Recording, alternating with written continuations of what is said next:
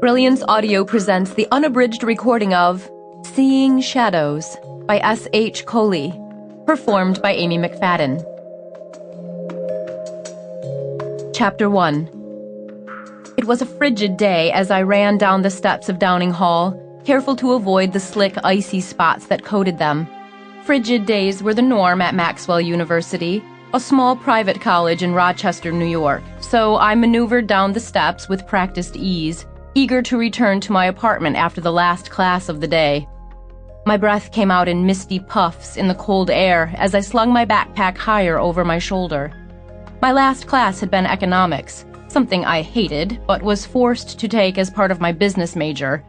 I considered myself fairly intelligent, but an hour and a half of economics was enough for me to question my IQ. Putting monetary theory and economic models behind me, I quickly crossed the quad that was the center of campus and made my way to Martin Street, where I shared an apartment with my best friend, Sarah Townsend. We had met our freshman year in the office of our RA to complain about our respective roommates.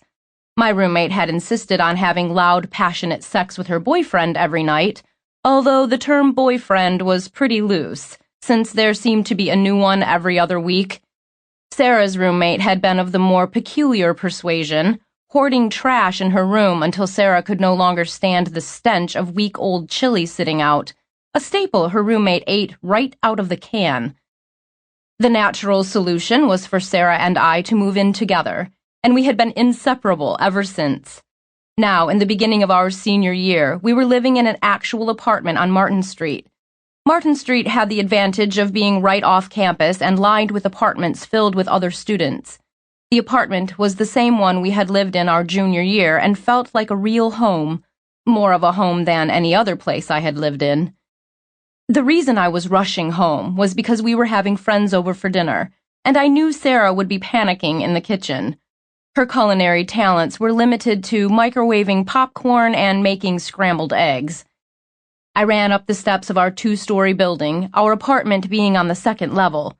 Grant Matthews and Marcus Stolby lived in the apartment on the first floor, and we had befriended them the instant we had moved in a year ago.